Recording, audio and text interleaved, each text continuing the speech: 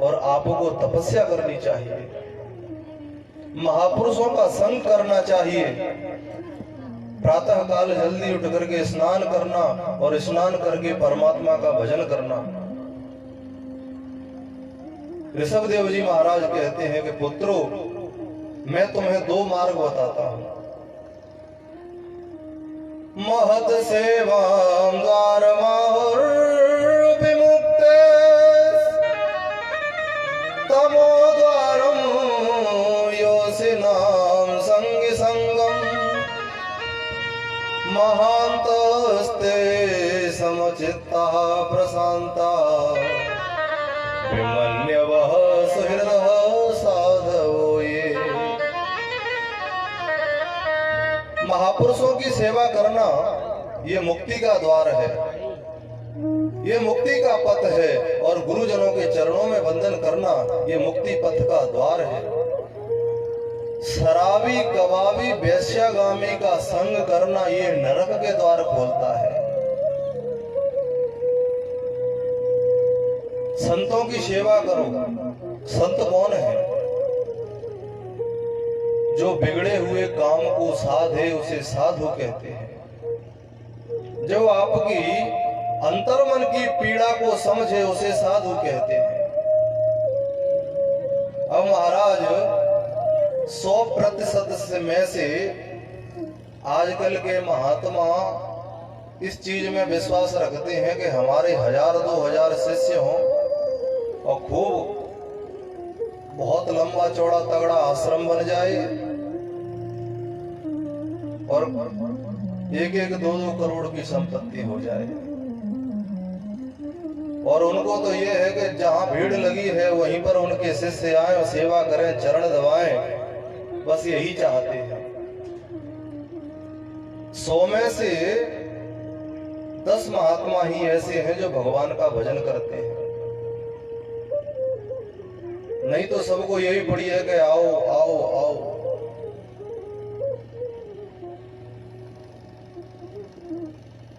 जब आश्रमों पे रुकने जाते हैं तो जो 500 या 1000 रुपए देता है उससे तो बड़े प्रेम से बोलते हैं और कहते हैं आजा बेटा बैठ ले। और जो भगवान की भक्ति के लिए जाता है, दर्शन के लिए जाता है, उसके पास देने के लिए प्रेम के अलावा और कुछ नहीं होता, उससे कहते हैं चले यहां से। खूब देखा है और सुना भी है, ऐसा नहीं है कि सुनी हुई बात बता रहे हैं। लेकिन संत वही होता है जो बिगड़े हुए कार्य को साधे और सबसे प्रेम करे और दृष्टि हमेशा सबके लिए एक रखे। हम तो संत की सेवा में लग रहे हैं और संत को हमारे दुख का ध्यान ही नहीं है, तो वो संत नहीं हो सकता। ऋषभदेव जी ने कहा कि उन संतों की सेवा करो, महापुरुषों का वंदन करो जो मुक्ति का मार्ग प्रशस्त करते हैं। सज्जनों, सत्संग तो हजारों लोग सुनते हैं, सैकड़ों लोग सुनते हैं, लेकिन कोई 2-4 सज्जन ही ऐसे होते हैं कि जिनके हृदय में सत्संग उतर जाता है। सबके हृदय में नहीं उतरता, बैठते तो बहुत हैं, सबके हृदय में नहीं उतरता। ऋषभदेव के सबसे बड़े पुत्र जो भरत हैं, पिता की एक एक बात उनके हृदय में उतर गई। ऋषभदेव जी महाराज ने कहा कि संसार में कुछ भी सार नहीं है, ये बात सत्य समझो। इसलिए भरत आदि पुत्रों, मैं तुम सबसे कहता हूं कि प्रेम तो सबसे करो, लेकिन ममता किसी से मत करो। ममता और प्रेम में अंतर क्या है? कल भी बताया था। ममता प्रेम में अंतर यह है कि प्रेम यह है कि हम आपसे प्रेम करते हैं, मिलते हैं, बैठते हैं, भगवान की चर्चा करते हैं, और ये ही प्रेम है।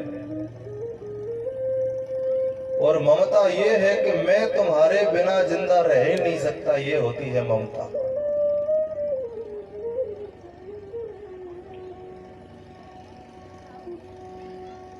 ऋषभदेव के उन पुत्रों में से 89 पुत्र तो उसी समय विरक्त होकर के वन में चले गए। ऋषभदेव जी महाराज भी वन में जाकर एकांत में बैठ करके भजन करने लगे और ऐसा चिंतन किया, चाह गई चिंता नशी मनवावे परवाह, जिसको कुछ ना चाहिए वो ही साहंसाह। जीवन का केवल लक्ष्य एक ही होना चाहिए, केवल परमात्मा का चिंतन।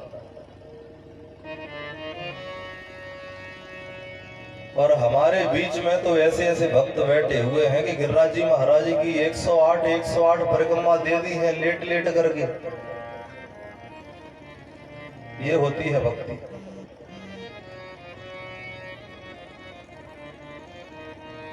आत्मचिंतन करते करते मन प्रभु के चरणों में जुड़ जाए, ऐसा कार्य करो।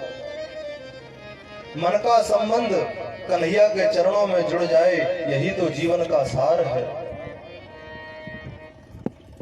लेकिन ऋषभदेव जी महाराज ने देखा कि दुनिया को चमत्कार चाहिए, और महाराज जो चमत्कार दिखाता है वो संत नहीं हो सकता कभी भी, क्योंकि संतों का हृदय तो निर्मल होता है, घी के समान होता है। संत हृदय नवनीत समाना, नवनीत कहते हैं माखन को। संतों का काम चमत्कार दिखाना नहीं है। और महाराज ऋषभदेव जी महाराज के पास में लोग आते और कहते, महाराज हमारा बेटा नहीं सुनता, हमारी बेटी नहीं सुनती है, हमारे पति नहीं सुनते, हमारी पत्नी नहीं सुनती। अब ऋषभदेव जी महाराज के भजन में विघ्न होता है। तो महाराज ऋषभदेव जी महाराज ने जहां पे निवास करते थे वहीं पर मलमूत्र त्यागना प्रारंभ कर दिया और अपने मुंह पर 250 ग्राम का पत्थर रख लिया। किसी से बोलते नहीं है, लेकिन एक बात है, क्योंकि ऋषभदेव जी महाराज भगवान के अवतार थे और तपस्या करते थे। जहां पे मलमूत्र त्याग करते थे वहां से दुर्गंध नहीं सुगंध आती थी।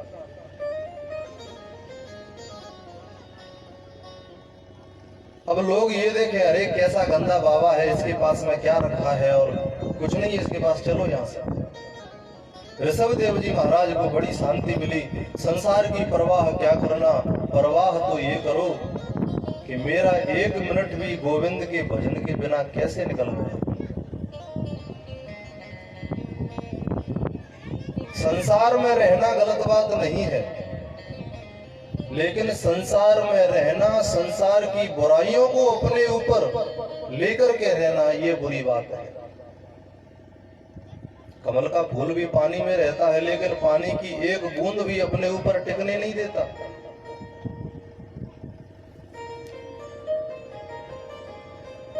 संसार में रहो, लेकिन किसी चीज को अपने ऊपर हावी मत होने दो। सब कुछ जानते हुए भी कहते हैं कि परिवार मेरा है, धन मेरा है, बेटा मेरा है, पत्नी मेरी है। यही आपत्तिजनक है और यही बंधन का कारण है।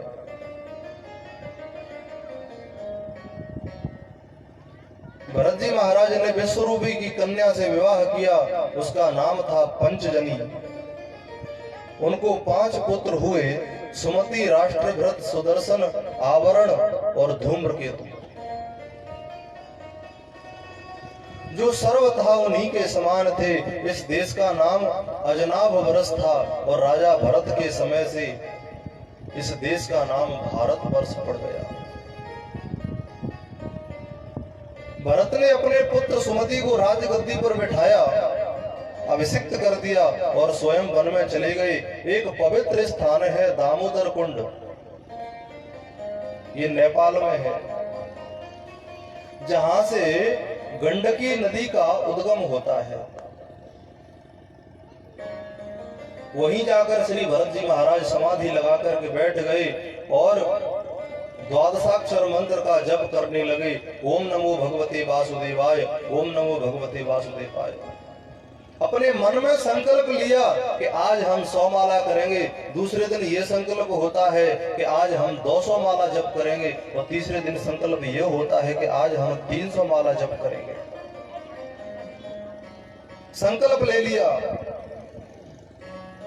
त्याग हमेशा अंदर से होना चाहिए, ऊपर से नहीं।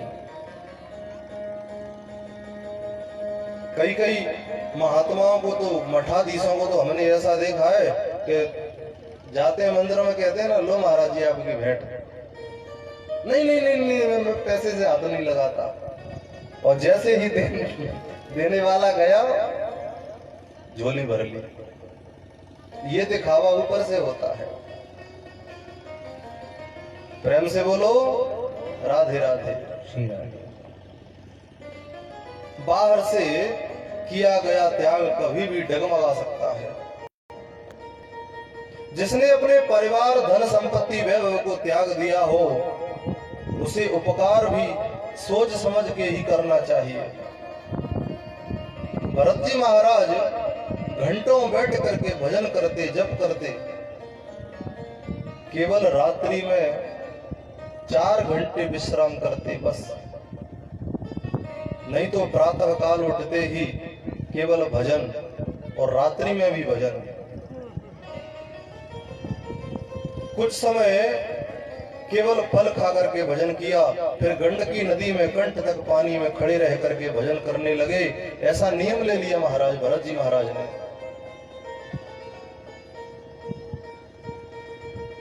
और महाराज जप कर रहे हैं पानी में खड़े होकर के, और जब पूरा होने के बाद में उनकी आंख खुली तो अपनी आंखों से एक दृश्य देखा। उस नदी में एक हिरणी पानी पी रही है, जो कि गर्भवती है, और पीछे से एक सिंह ने दहाड़ मारी और हिरणी डर के मारे पानी में छलांग लगा दिया हिरणी ने, और बीच नदी में ही उसका प्रसव हो गया। उस किनारे पर जाकर के हिरणी का प्राणांत हो गया, और जो हिरणी का बच्चा था वो पानी में डूब रहा है। और भरत जी महाराज ने कहा, अगर मैंने इसको नहीं बचाया तो ये मर जाएगा। भरत जी महाराज ने माला छोड़ दी, उस बच्चे को निकाल करके लाए। बच्चा बर्फीली हवाओं से ठंडा हो गया। अग्नि जलाते हैं, बच्चे को गोद में लेकर के उस पर हाथ फेरते हैं, सहलाते हैं। अग्नि जलाते हैं और तपाते हैं, बच्चे को ठंड से बचाया, उसकी प्राण रक्षा की। ये अच्छा है। परोपकार करना संतों का धर्म है। आचार्य सुखदेव कहते हैं, राजन, भरत जी महाराज ने बच्चे को बचाया, ये तो ठीक है, इसे मैं प्रेम की संज्ञा देता हूं। किसी बहते हुए प्राणी को बचाना ये प्रेम होता है।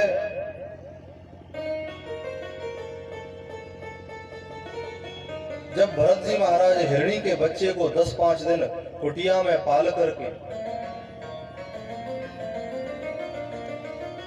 रखा, और थोड़ा बड़ा हुआ हिरणी का बच्चा,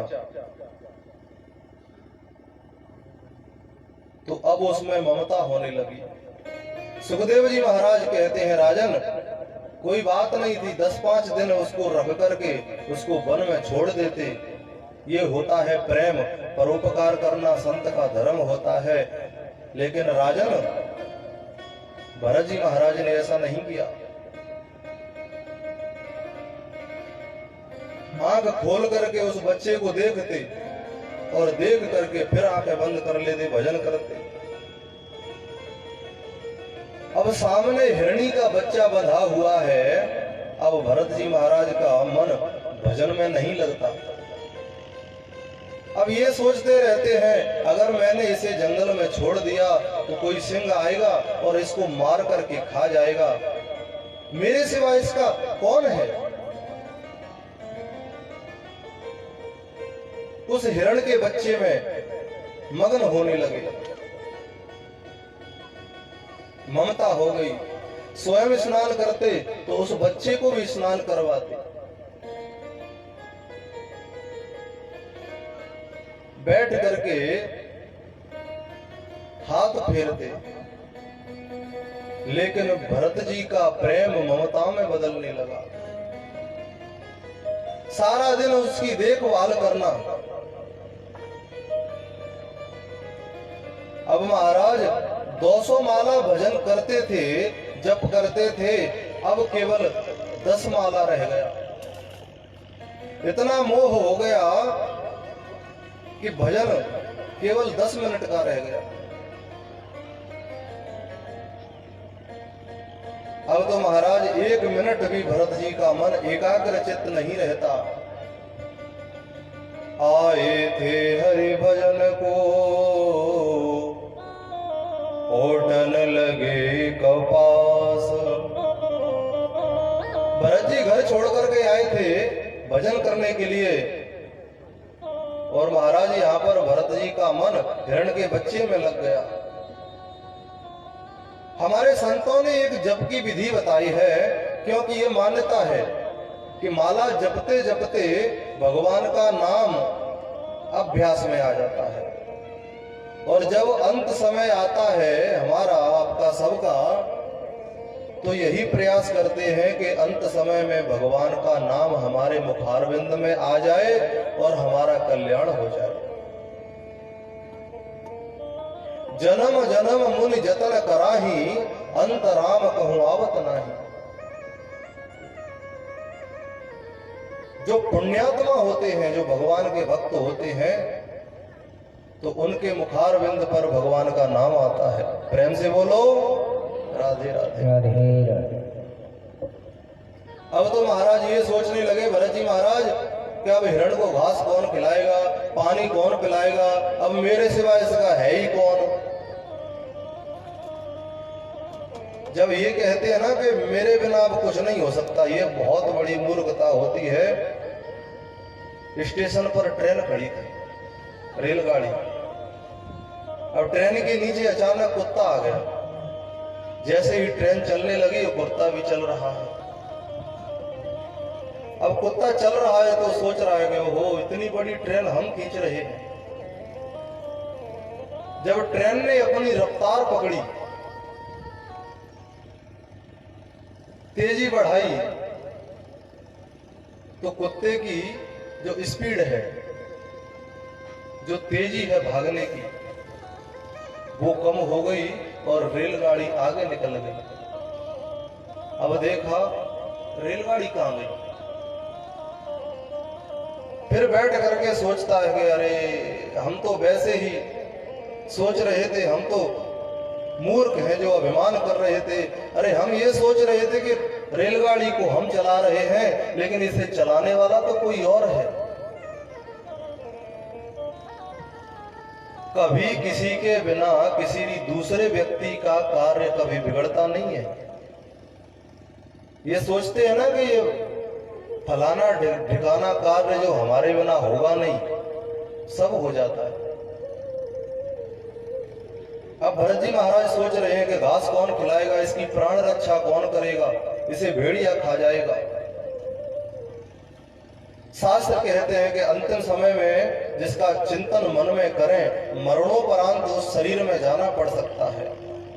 भरत जी महाराज को हिरण के शरीर में जाना पड़ा, लेकिन हिरण की देह में जाने के बाद भी उनको इतनी गिलानी हुई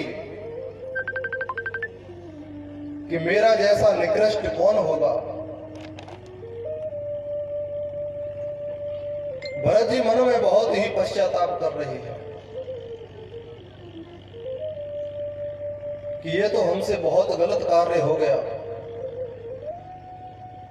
अब ये सोच रहे हैं, अब से आगे हम जीवन में ऐसा कार्य नहीं करेंगे जिससे हमें बंधना पड़ सकता है, जिससे मुझे बंधना पड़े। अब हिरण बनने के बाद में भी भरत महाराज हिरणों के झुंड में नहीं रहते, और हिरण हरी हरी घास खाते, तो भरत जी महाराज जो हिरण के शरीर में है वो सूखी घास खाते हैं।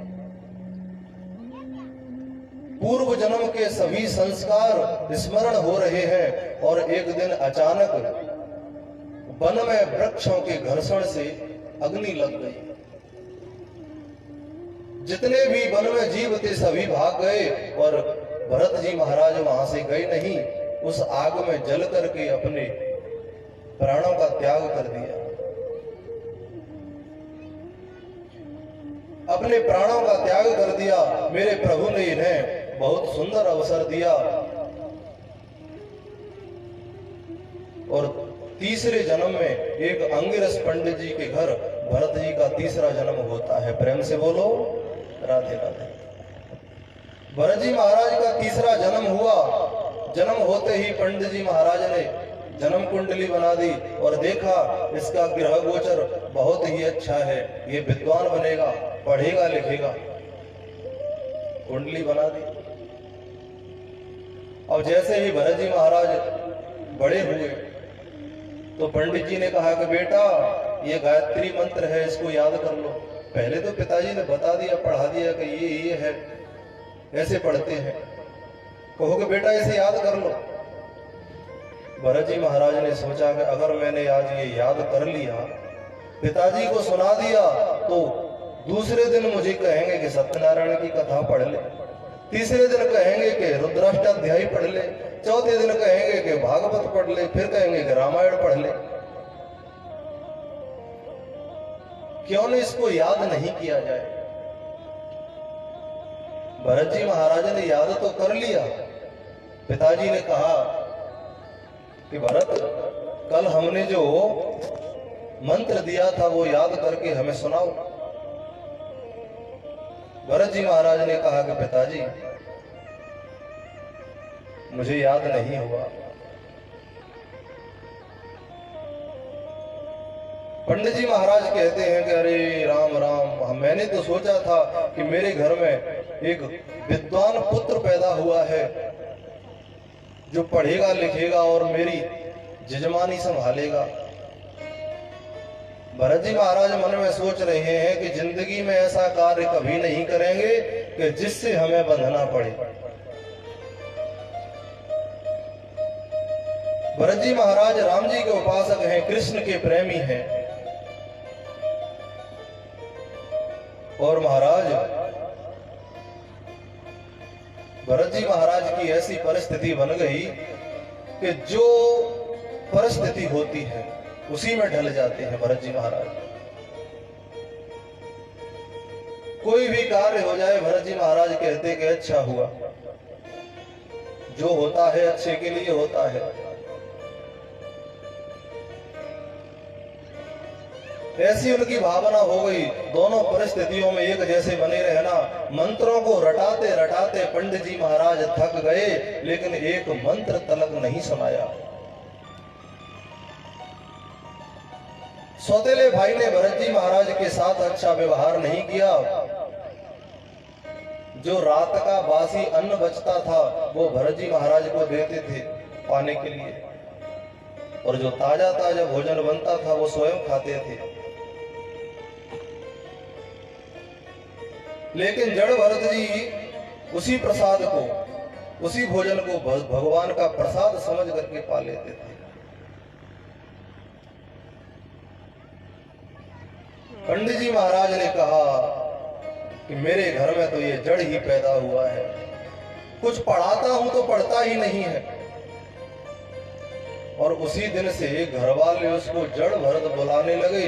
अब जब घर वाले बुलाते हैं तो बाहर वाले क्यों नहीं बुलाएंगे।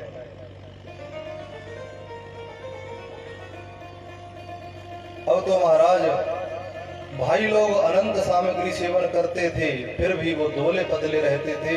भरत जी रूखा सूखा पाते थे, फिर भी हृष्ट पुष्ट। और क्योंकि संत कहते हैं तुलसी बिरवा बाग की सींचत ही मुरझाई, राम भरोसे जे रहे जो पर्वत पे हरियाई।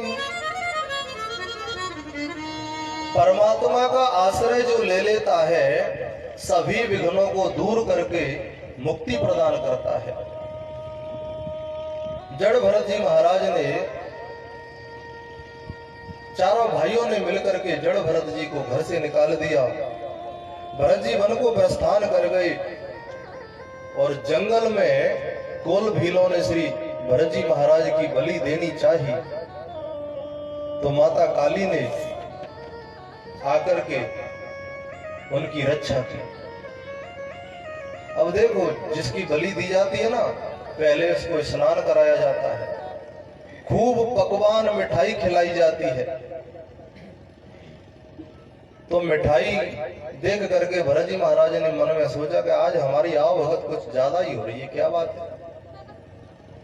तो साधारण मनुष्य प्रसन्न होता, लेकिन भरत जी महाराज प्रसन्न नहीं है।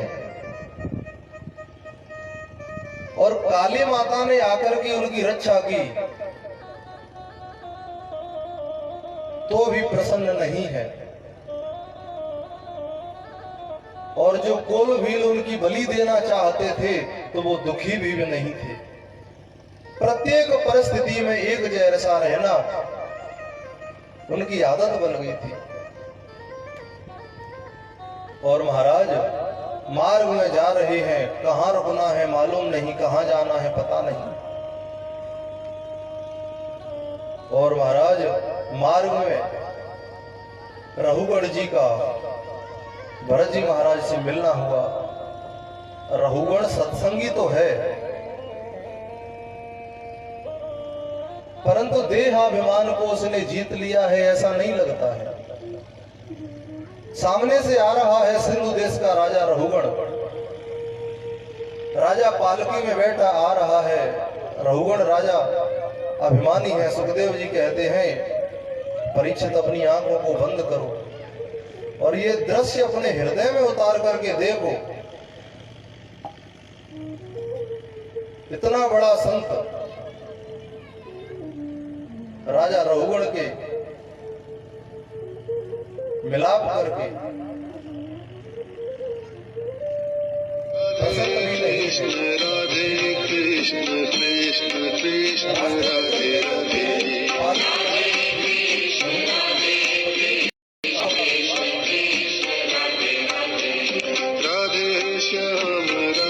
श्याम श्याम श्याम। भरत जी महाराज की एक आदत थी कि वो चलते थे तो आगे 2-4 फीट जमीन को देख करके चलते थे, कहीं मेरे पैर के नीचे चींटी ना आ जाए, कहीं किसी जीव की हत्या ना हो जाए।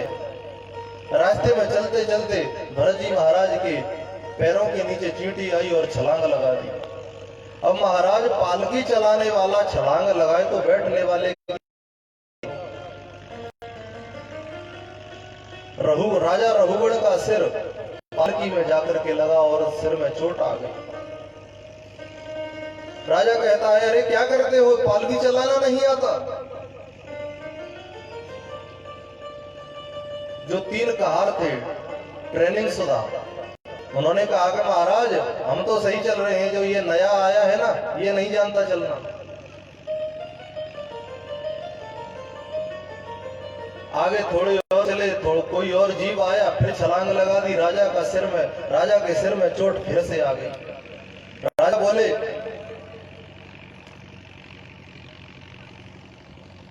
क्यों मूर्ख, तुझे पालकी चलाना नहीं आता? क्या मेरे राज्य में पहली बार आया है? ढंग से पालकी चलाओ। जड़ भरत जी महाराज फिर गए आगे। तो अब रहुगढ़ थोड़ा क्रोध में बोला, इतना मोटा ताजा हुए भी पालकी नहीं चला पाते, बार बार मेरे सिर में चोट पहुंचती है। भरत जी महाराज से कोई जवाब नहीं मिला, बार बार सिर में चोट लगती है। फिर कोई जीव आया, फिर वो चल गए। रहुगढ़ बोला, तुम तो जीवित ही मुर्दे के समान हो। कहां से आ गए ये पागल, कहां से आ गया है? बार बार बोलने पर भी समझ में नहीं आता। जैसे मुर्दे के समान जितना भी कोई बोले उसमें प्राण नहीं रहता, वो क्या जवाब देगा?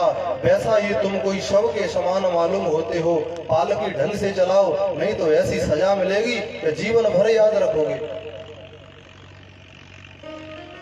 राजा की बात सुनकर के जड़ भरत जी महाराज की आंखों से आंसू आने लगे, रोने लगे। जड़ भरत जी महाराज ने अपने जीवन के 40 बसंत पूरे कर लिए थे। 40 पूरे कर लिए, पर एक शब्द भी आज तक किसी से बोले नहीं। लेकिन आज बोलना पड़ेगा। यदि मैं आज नहीं बोलता हूं तो लोग कहेंगे कि जड़ भरत जैसे ज्ञानी ने जिस राजा की पालकी चलाई वो राजा अज्ञानी रह गया, वो राजा मूर्ख रह गया। कितना सुंदर दृश्य है, आप दर्शन करेंगे। पालकी रखी है कंधे पर और जड़ भरत जी ने पीछे मुड़कर के राजा की तरफ देखा और जवाब दे रहे हैं, त्वयोदितं व्यक्तं वे प्रलब्धं भर्तु समे स्याद्यदि वीरभार गन्तुर्यदि स्यादधिगम्य मध्वा पीवेति रासो न वेदां प्रवाद। जड़ भरत जी महाराज कहते हैं कि राजन, तुम्हारी बात मेरी समझ में नहीं आई। पालकी चलाने का परिश्रम उसे होगा जो पालकी चलाता है। जिसने कभी पालकी चलाई ही नहीं तो उसको परिश्रम कैसा होगा? जमीन पर चलने का श्रम भी उसे होता है जो जमीन पर चलेगा, और जो जमीन पर चलता ही नहीं है उसे श्रम कैसा होगा? वो परेशान क्यों होगा? दूसरी बात, तुमने कहा कि इतना मोटा ताजा शरीर लिए घूमते हो, तुमसे पालकी नहीं चलती। राजन, ये भी गलत कहा। स्थौल्यं कार्यं व्याधय आधयश्च क्षुत्रिर्भयं कालरेच्छा जरा च निद्रा रतिर्मन्युरहं मदः शुचो देहेन जातस्य हे मे न सन्ति। राजन, मोटा होना पतला होना ये शरीर का धर्म है। राजन, तुम कैसे कह सकते हो कि मैं मोटा ताजा हूं और आप कमजोर हैं? तीसरी बात, तुमने कहा कि तुम तो जीवित ही मुर्दे को समान हो। अरे जीवन में जीना मरना दोनों समान है। जब जन्म लेता है तो अपनी मृत्यु निश्चित करके ही जन्म लेता है। राजन, जन्म लेना, मर जाना, मोटा होना, पतला होना ये शरीर के धर्म है। भूख लगना, प्यास लगना, निद्रा लगना, तंद्रा लगना ये सब शरीर के धर्म है। और भय का होना, ग्लानि का होना ये सब प्राण, मन और बुद्धि के धर्म है। मैं प्राण, मैं शरीर नहीं हूं, मैं बुद्धि नहीं हूं। मैं शरीर कैसे हो सकता हूं? राजन, मैं एक चिन्मयी आत्मा हूं और आत्मा कभी जन्म नहीं लेती और न कभी मरती। तो राजन, आपने ये क्यों कहा कि ऐसा दंड देंगे, ऐसी सजा देंगे कि जीवन भर? क्या दंड दोगे राजन मुझे आप? एक बात बताओ, गेहूं को पीस करके दलिया बनता है, दलिया में से आटा बनता है, आटे को पीस करके मैदा बनता है। राजन, ये बताओ कि मैदा को पीस करके क्या बनाओगे?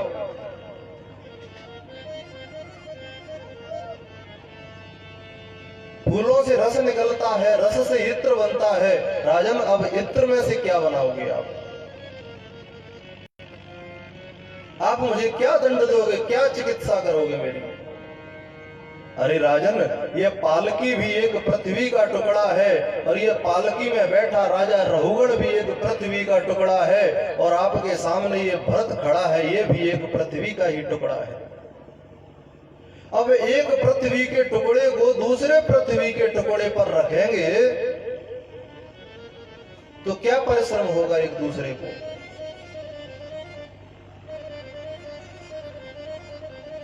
इतनी बातें सुनकर के राजा रहुगण पालकी से नीचे उतर गया। नीचे उतर करके जड़ भरत जी महाराज के चरणों में गिर पड़ा और कहा कि भगवान क्षमा करें, मुझसे गलती हो गई। कस्तम निगूढ़श्चरसि द्विजानां बिभर्षि सूत्रम कतमो वधूत कस्यासि कुत्रस्य यहापि कस्मा हेमायनश्चेदसि नोत शुक्लः। महाराज मुझे क्षमा करें, मैं आपसे पूछना चाहता हूं कि आपका परिचय क्या है। मुझसे बड़ा अपराध हो गया, बहुत बड़ी गलती हो गई, मैं आपको समझ नहीं सका कि पालकी ढोने वाला व्यक्ति इतना विद्वान हो सकता है, ज्ञानी हो सकता है। आपने जनेऊ सूत्र पहना है, जिससे ये बात बिल्कुल निश्चित है कि आप कोई ब्राह्मण हैं, विद्वान ब्राह्मण हैं। आप कौन हैं? व्यास हैं, पाराशर हैं या वशिष्ठ हैं? कौन हैं आप? कहीं कपिल तो नहीं आ गए मेरे अज्ञान को दूर करने? भरत जी बोले कि राजन, ये तुम्हारी दूसरी गलती है। मुझसे ये पूछना कि मैं क्या हूं। अरे जो मैं हूं वही तुम हो, जो तुम हो वही मैं हूं।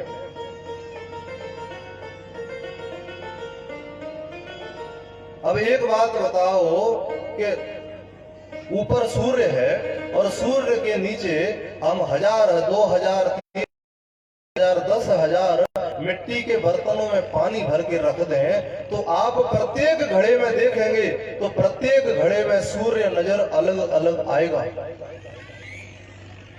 उसी प्रकार परमात्मा एक है, और जैसे घड़ों में सूर्य नजर आता है, उसी प्रकार आत्मा अपने प्रत्येक जीव के अंदर विराजमान है। प्रेम से बोलो राधे राधे। ऐसे ही परमात्मा, ऐसे ही आत्मा परमात्मा का ही प्रतिबिंब है, जो तुम में भी है, मुझ में भी है।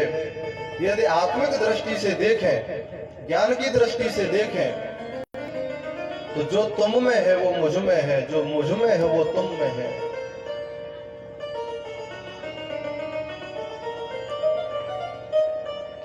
तो भरत जी महाराज कहते हैं कि राजन, मैं तुम्हें अपना परिचय कैसे दूं? रघुगण बोला, महाराज मुझे सरल भाषा में समझाइए, मेरी कुछ समझ में नहीं आ रहा। रघुगण ने जड़ भरत से प्रश्न किया, भगवान ये बताइए कि शरीर का संबंध किससे है? भरत जी बोले, संबंध इंद्रियों से है, और इंद्रियों का संबंध बुद्धि से है, और बुद्धि का संबंध आत्मा से है।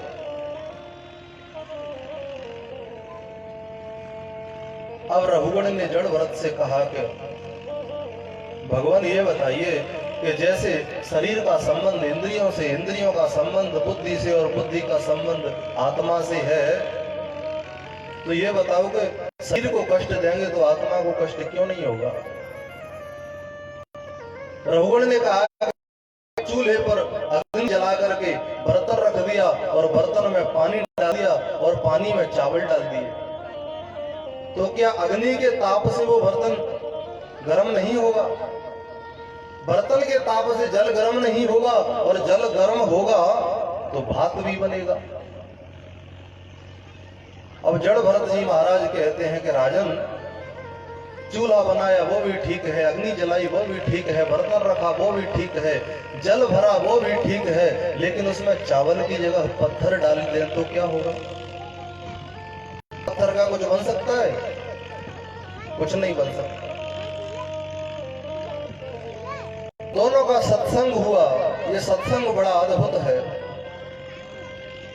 आचार्य सुखदेव जी महाराज परीक्षित को इस प्रसंग का वर्णन कर रहे हैं। सुखदेव जी कहते हैं, राजन, विशेषता है कि जड़ भरत जैसा संत जैसे अभिमानी को आत्म उपदेश करता है। जड़ भरत ने रघुगण से कहा कि आत्मा की अनुभूति कैसे होती है? रघुगण तपसा नयातेन चिज्जया निर्वपण्णा ग्रहाद्वा नक्षान्दसानैव जलाग्निसूर्यैर् विना महत्पा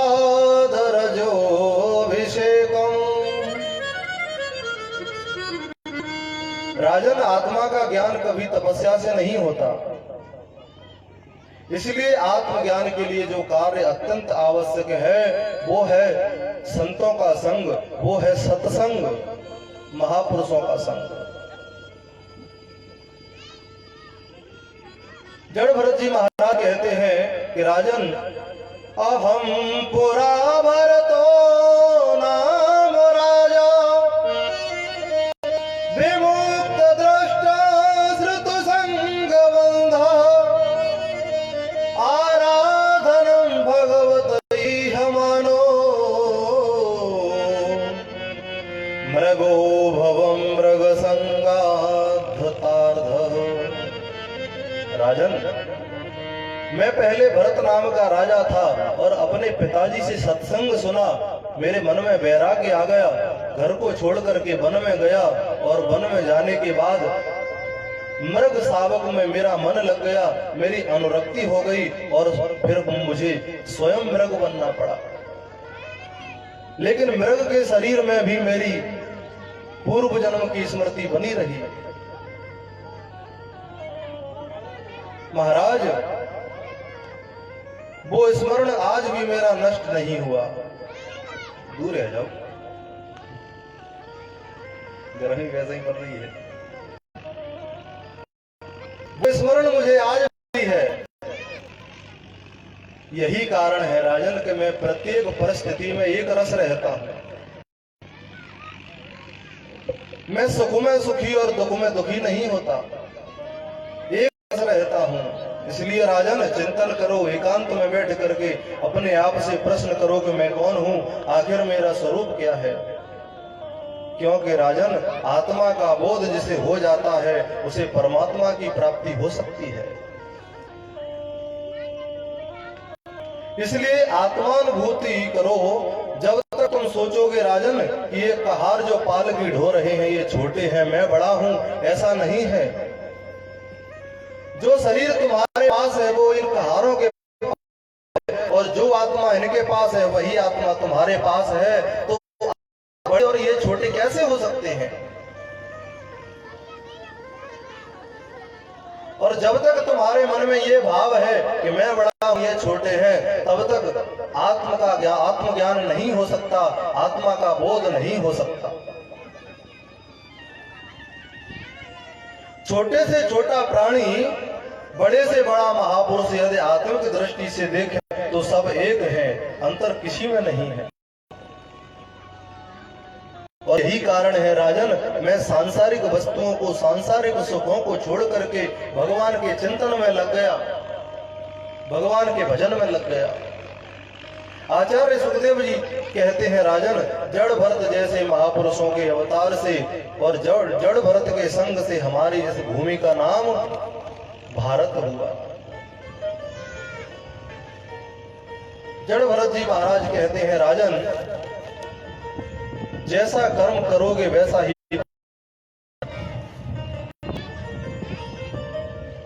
परीक्षित ने कहा, महाराज क्षमा करें, ये नरकों की बात आप कल भी कर रहे थे और आज भी कर रहे हैं। मैं जानना चाहता हूं ये नरक क्या है। मैं जानना चाहता हूं कि ये नरक क्या है। आचार्य सुखदेव जी कहते हैं राजन, हमारी भूमि के दक्षिण दिशा में 99,000 योजन की ऊंचाई पर 28 प्रकार के नरक हैं।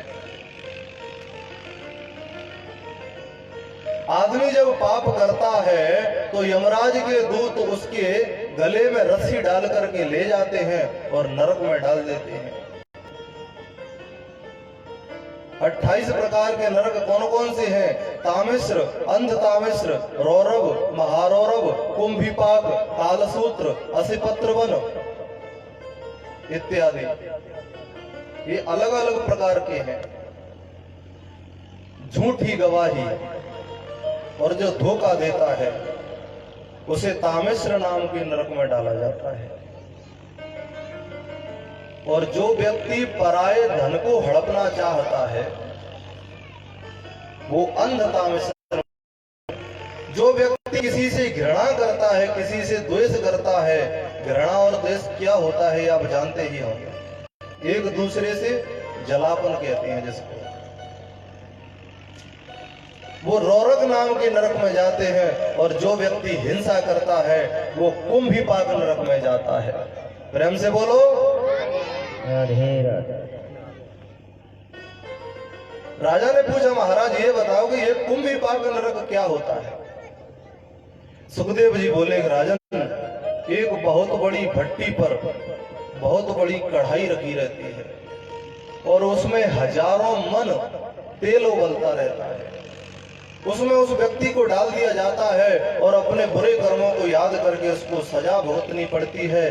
तकलीफ तो होती है मरने से ज्यादा, लेकिन मरता नहीं है, तकलीफ तो होती है। इसलिए किसी भी प्राणी को कष्ट मत दो। सुंदर पशु पक्षी परमात्मा की दृष्टि का ये सौंदर्य है, उसे हम जीवन नहीं दे सकते तो उनको मारने का भी हमें कोई अधिकार नहीं है। अब हम ये चाहें कि हमारे घर में कुत्ता आ जाए तो उसको भगाओ मत, ये नहीं कहते। घर में आ गया है, वो अपवित्र है तो उसको घर से भगा दो, लेकिन डंडा लेकर के जोर से मारते हैं, उससे तकलीफ होती है।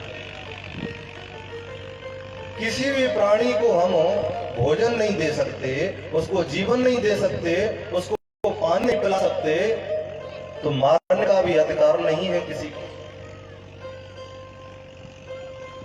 और महाराज कई तो ऐसे होते हैं कि अपने पेट के स्वार्थ में आकर के मार करके ही खा जाते हैं।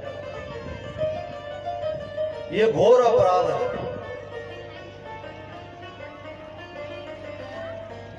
और जीवन में हमेशा यही सोचना चाहिए कि ये जीवन जब 10-12 साल के होते हैं तब तक तो कुछ करते नहीं है, पता ही नहीं होता है। उसके बाद जब और बड़े होते हैं तब अपराध होते हैं, और थोड़े और बड़े होते हैं, स्कूल में जाते हैं, सबको ये पता रहता है कि आखिर में हमारे बाबा जी गए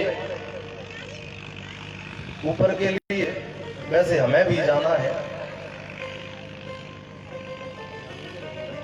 तो उन बातों को याद करके अपराधों से बचा जा सकता है। दूसरा दो प्यार का नहीं।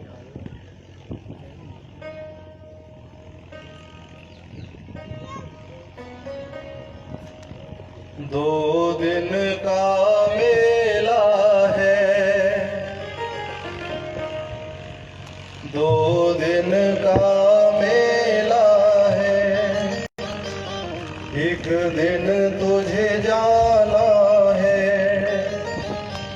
हरि का तू भजन कर ले, नहीं तो पछताएगा।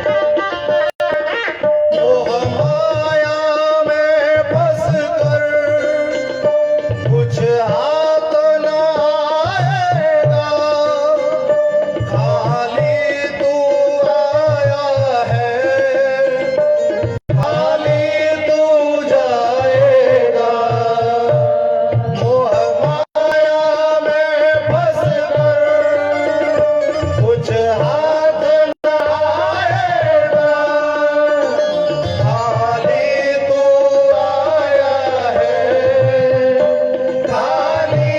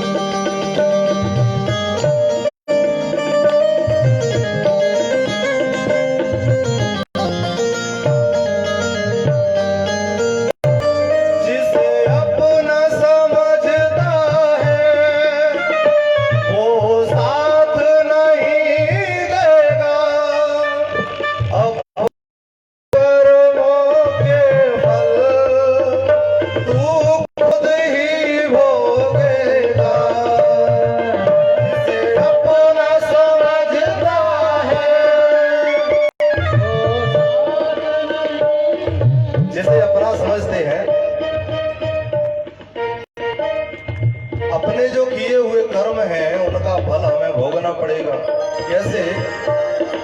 जो ये भूल जाते हैं कि नहीं हमारे कर्म हो गए अब तो हमें भूल जाएंगे, नहीं।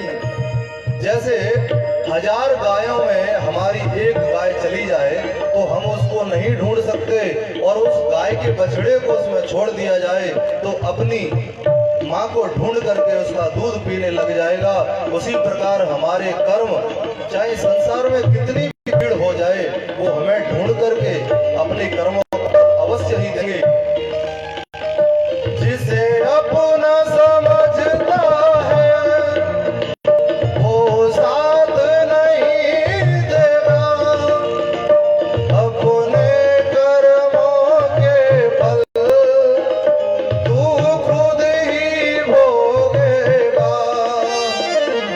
अच्छा तू कर्म कर ले तेरा साथ निभाएगा, हरि का तू भजन कर ले नहीं तो पछताएगा। 2 दिन का मेला है एक दिन तू जाएगा, हरि का तू भजन कर ले नहीं तो पछताएगा। 2 दिन का मेला है एक दिन तू जाएगा, हरि का तू भजन कर ले नहीं तो पछताएगा। 2 दिन का मेला है। बोलिए श्री बांके बिहारी लाल की जय। राजा परीक्षित ने कहा कि गुरुजी कुछ पाप हमसे अनजाने में हो जाते हैं। जैसे झाड़ू लगाते वक्त चींटी मर जाती है और हम लोग श्वास लेते हैं तो न जाने कितने सूक्ष्म जीवों का हमारी श्वास के माध्यम से उनकी हत्या हो जाती है। कितने जीव मर जाते हैं। भोजन बनाते समय लकड़ी जलाते हैं तो उस लकड़ी में न जाने कितने जीव मर जाते हैं। उनका कोई उपाय है? आचार्य सुखदेव ने कहा कि राजन इन पापों से बचने का केवल एक ही उपाय है। व्यक्तियों को 5 प्रकार के यज्ञ रोज करने चाहिए। वो 5 प्रकार के यज्ञ कौन से हैं? कि गौ ग्रास रोज निकालना चाहिए। जैसे अपने घर में रोटी बनती है ना तो पहली रोटी निकालना चाहिए। और रोटी बनाते समय इतनी सी रोटी में घी और शक्कर मिलाकर के अग्नि को भोग लगाना चाहिए। ये दूसरा यज्ञ हो गया। और तीसरा यज्ञ ये है कि रोटी को पीस करके उसमें बूरा या थोड़ा घी मिला करके या आटा चींटियों को खिलाना चाहिए वृक्षों की जड़ों में। और पक्षियों को अन्न डालें। और 5वां यज्ञ है किसी जलाशय में जाकर के छोटी छोटी आटे की गोली बना के मछलियों को दाना देना चाहिए। अतिथि सत्कार घर में जरूर करें। कोई भिखारी, कोई अतिथि, कोई रिश्तेदार, कोई महात्मा अगर आ जाए तो उनका अपमान नहीं करना चाहिए, सत्कार चाहिए। ये प्रयास करें। और ऐसे अनजाने में किए हुए जो अपराध हमसे होते हैं 5 प्रकार के यज्ञ करने से उनका दोष नहीं लगता है।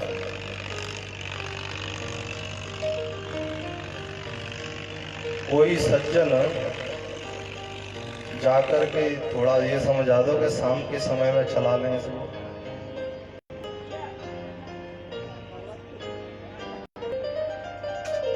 या फिर सुबह भी समय होता है या 5 बजे के बाद में भी हो सकता है। ये उनको ये समझाओ कि धूप पड़ रही है और शाम को सीधे सीधे में कर लें, काहे को घावने मर रही हो जाओ। प्रेम से बोलो राधे राधे।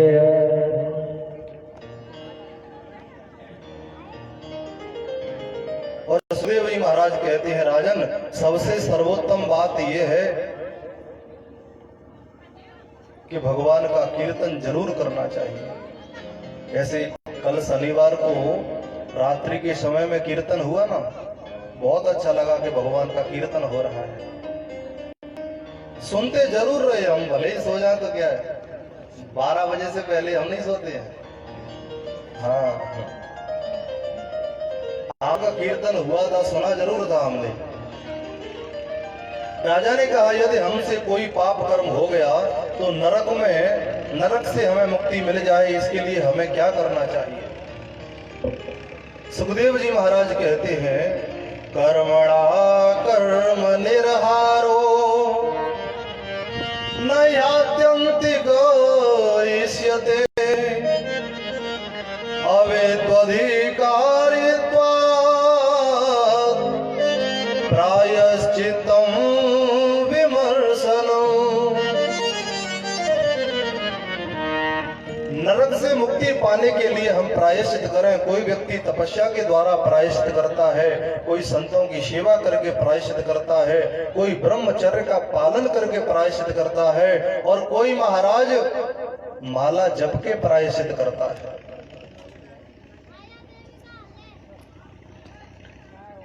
लेकिन राजन, मैं ऐसा मानता हूं, सुखदेव जी महाराज कहते हैं कि चित केवलया भक्त्या वासुदेव परायण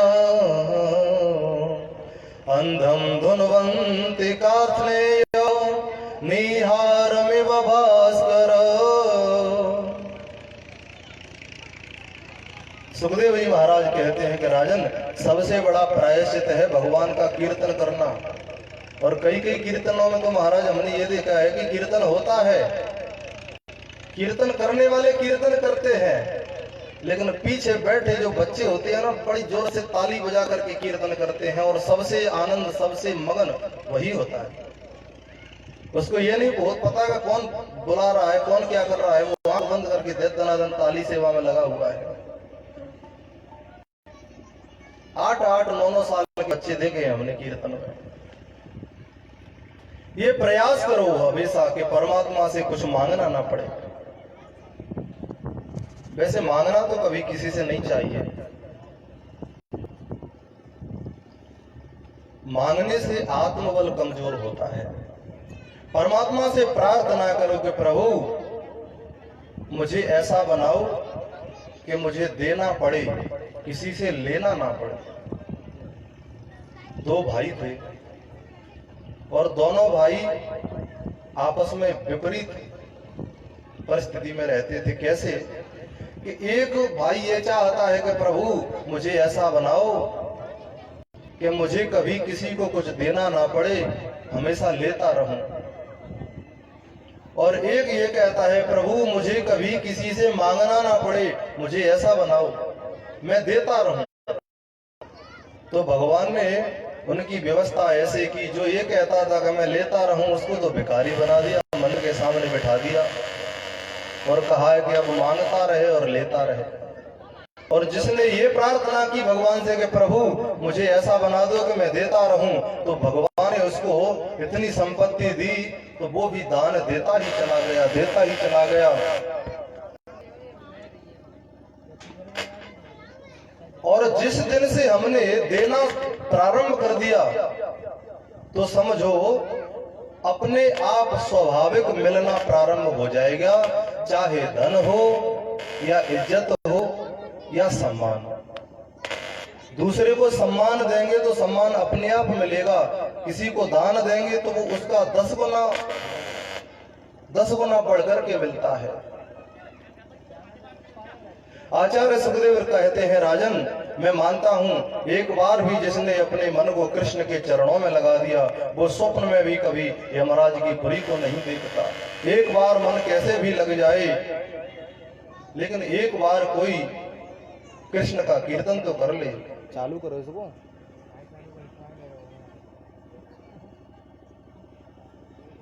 सुखदेव जी महाराज कहते हैं राजन, मुझे एक कथा याद आ गई है। एक पंडित जी थे जिनका नाम था अजामिल। बड़े विद्वान थे, बड़े सुशील थे, तेजस्वी थे, यशस्वी थे, मनस्वी थे। अजामिल को शास्त्रों का बोध है, शास्त्रों का ज्ञान है। और महाराज लेकिन मन बिगड़ गया। हमारे मन में काम को प्रवेश करने के दो मार्ग हैं।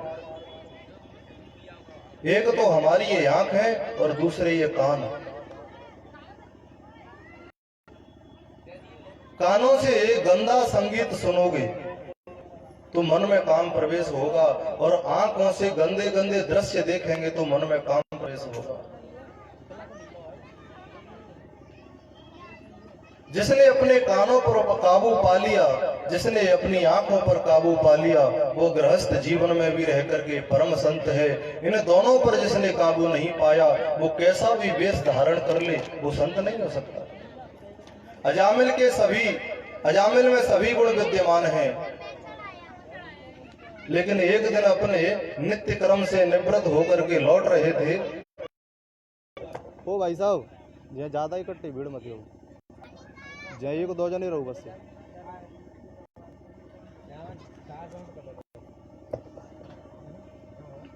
एक दिन अपने नित्य कर्म से निवृत्त होकर थे, तो किसी वैश्या को किसी पुरुष में रमण करते हुए देख लिया, और उसके पास में जाकर के बोले कि हम आपसे विवाह करना चाहते हैं, हम आपको अपने घर ले जाना चाहते हैं। और उस गणका के पास में जाकर के बोले कि देवी तुम मेरे घर चलो, मेरे घर अनंत संपत्ति है। और महाराज गणका को तो केवल धन ही चाहिए होता है। वो अजामिल के घर आ गई, घर में प्रवेश करते ही बोली कि ये कौन है? अजामिल बोला ये हमारी पत्नी है। तो वो गणिका कहती है अगर मुझे रखना चाहते हो तो इसको घर से बाहर निकाल दीजिए। सज्जनों, व्यक्ति का व्यक्तित्व कभी चमड़े से नहीं निकलता, उसके आचरण की पूजा होती है, सदाचार की पूजा होती है, संस्कार की पूजा होती है। और उस गणिका के सौंदर्य पर इतना मोहित हो गया, अपनी परम सुशीला पत्नी को त्याग दिया। अजामिल ने उस गणिका के सौंदर्य पर मोहित होकर के अपनी पत्नी को त्याग दिया। संसार तो थे ही, प्रातः उठ करके स्नान करना, भजन करना, और जैसे ही भजन करने बैठता है हाथ पकड़ करके बोलती है अरे क्या करते हो ये भजन भजन माला वाला फेरते हो, छोड़ो इसको। उसके प्रेम में इतना पागल हो गया कि भजन करना भी छोड़ दिया। गणिका ने कहा कि जाओ धन कमा करके लाओ। अब महाराज गणिका के कहने पर उसकी प्रवृत्ति ऐसी हो गई, वो डाकू बन गया, विद्वान ब्राह्मण से चोरी करने लगा, डकैती करने लगा, हाथ में तलवार लेकर के निकलता है, तलवार लेकर के निकलता है।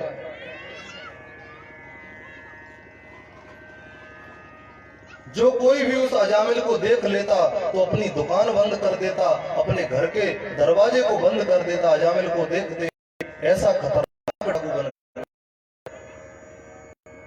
उस गणिका के 9 पुत्र हुए, अरे लेकिन संत संग में जो ताकत होती है वो ताकत किसी।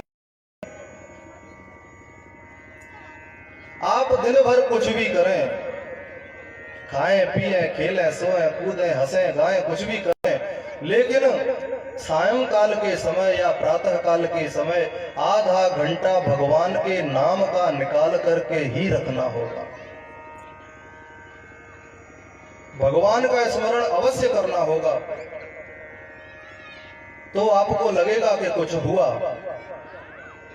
और अयोध्या से संतों की मंडली आ रही थी महाराज, अजामिल के गांव में आई और संतों की मंडली ने किसी से पूछा कि अरे भाई इस गांव में कोई भक्त है जहां पर रुक करके हम भगवान बना करके भोग लगाएं। तो महाराज गांव में जाते हैं तो संतों का मजाक बहुत उड़ाते हैं, देखा भी होगा आपने। और ये भी कहते हैं कि बाबा जी हैं, घूमते रहते हैं, इनका क्या है। इनका क्या है, घूमते रहते हैं। तो किसी सज्जन ने मजाक मजाक में कह दिया, महाराज हमारे गांव में एक भक्त ऐसा है जो बड़ा ही भक्त है, भगवान की सेवा करता है, संतों की सेवा करता है, उसका नाम है अजामिल। और संतों को अजामिल के घर पहुंचा दिया। संत महाराज कीर्तन करते हुए जा रहे हैं, श्री राम जय जय राम, श्री राम जय जय राम, श्री राम जय राम श्री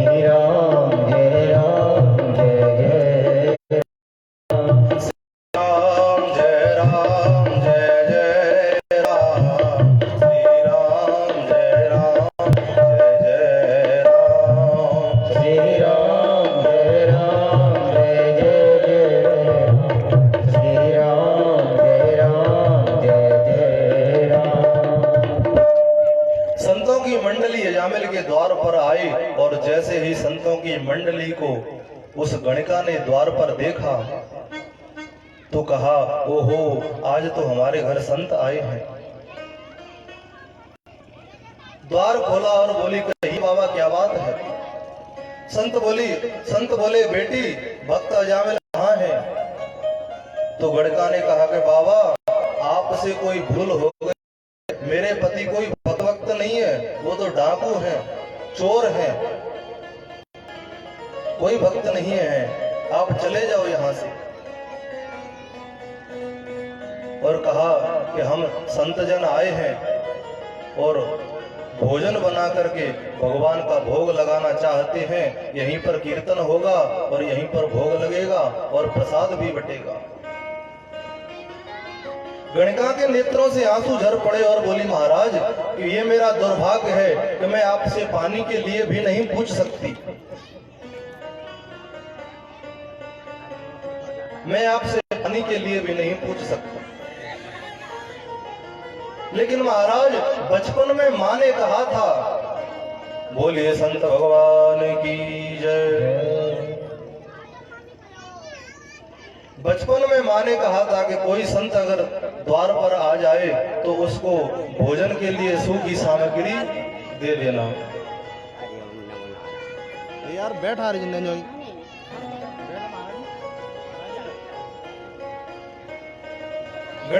गणिका बोली कि महाराज मेरी माँ ने कहा था कि द्वार पर कोई साधु आ जाए तो कहना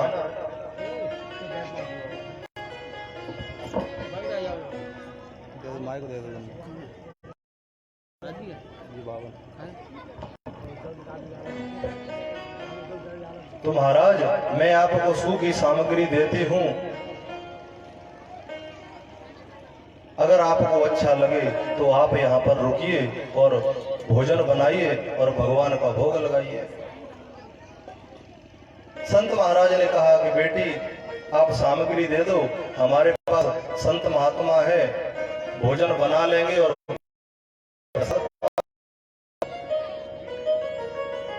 अब महाराज संत महात्माओं ने भोजन बनाया, भगवान का भोग लगाया और प्रसाद पाया। कीर्तन में लगे हुए हैं, इतने में अजामिल आता है और देखता है कि मेरे द्वार पर संत महात्मा आए हैं, कीर्तन कर रहे हैं, और कहा, अरे महात्माओं रोको इस कीर्तन को,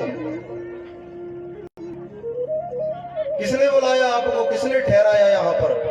इतने में गणिका अंदर से आई और बोली, क्या बात है।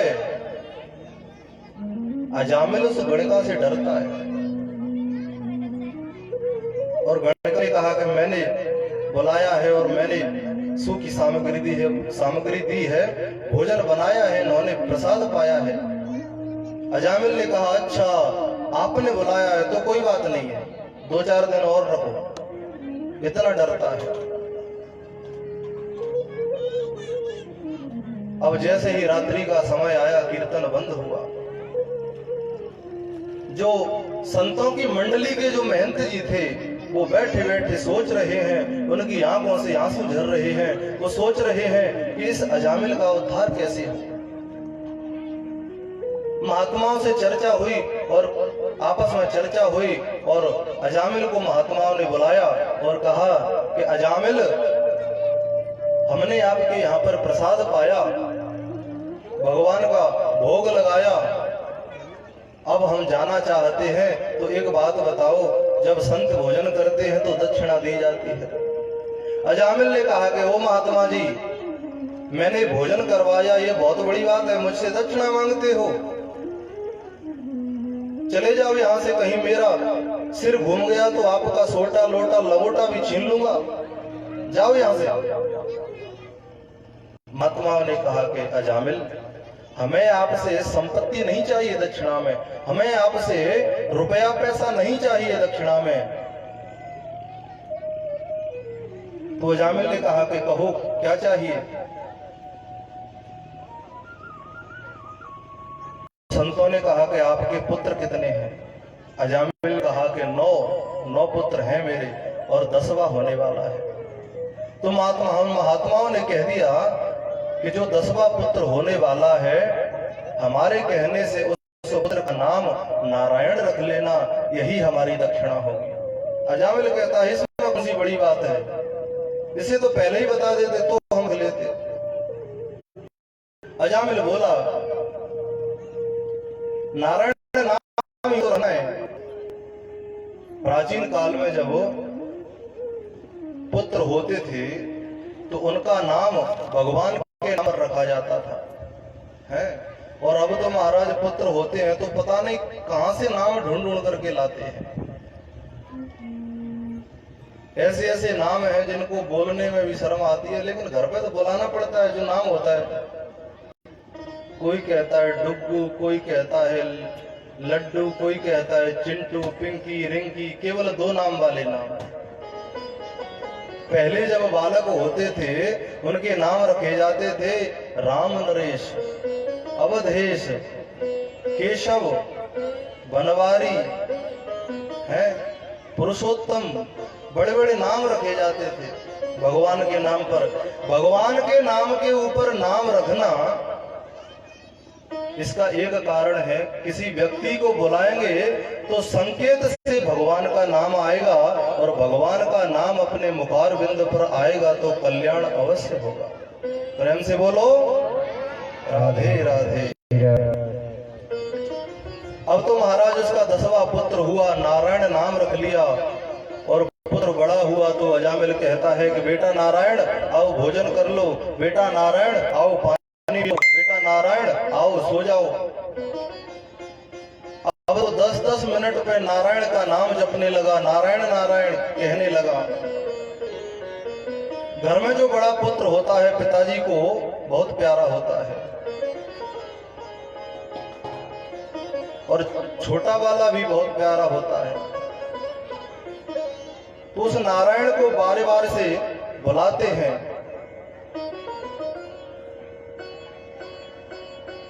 जो छोटा पुत्र नारायण है उसको अपने माता और पिता दोनों का स्नेह प्राप्त है।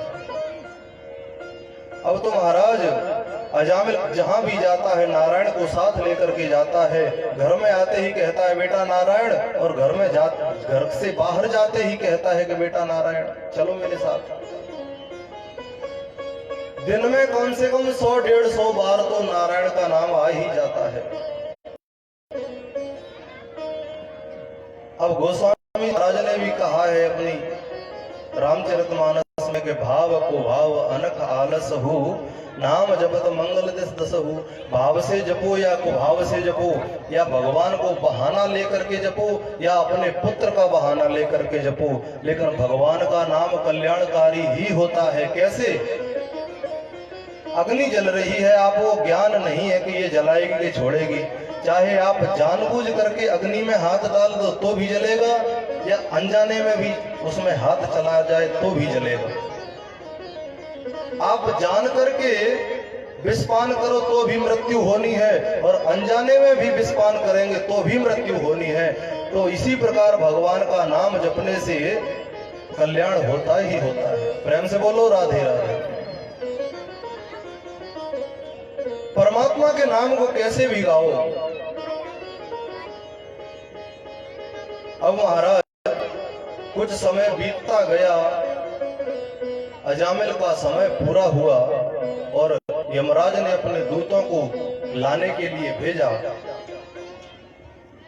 यमराज के दूतों ने रस्सी अजामिल के गले में बांध दी और ले जाने लगे तो कहता है, अब बचाए कौन? दूरे क्रीडन कासक्तम पुत्रम नारायण भयम प्लावितेन सोळो चैराजुहाव कुलेन्द्रियः। एक बड़ी बात समझने की है। मृत्यु के समय जब व्यक्ति तड़पता है, हाय हाय चिल्लाता है, तो परमात्मा को नहीं चिल्लाता है, अपने बेटे के लिए चिल्लाता है, अरे बेटा मुझे बचाओ, बेटा बचाओ। लेकिन बेटे सुन नहीं पाते हैं। अगर हाय हाय चिल्लाता है तो समझो यमदूत पकड़ करके ले जा रहे हैं। और महाराज आंखें जिसकी खुली रह जाएं, मुंह खुला रह जाए, एक पल में प्राण निकल जाए, तो समझो ऊपर के लोग के लिए गया है। आपने देखा होगा कि कोई व्यक्ति प्राण छोड़कर, शरीर छोड़ करके जाता है, प्राण त्याग करके जाता है, तो उसकी आंखें खुली रह जाती हैं, मुंह खुला रह जाता है और ये ब्रह्म रंध्र फट जाता है। तो समझ लेना चाहिए कि ये भक्त आदमी है और भगवान के धाम को गया है। अजामिल यमदूतों को देख करके भयभीत हो गया और थोड़ी दूर पर उसका जो छोटा वाला बालक है वो नारायण खेल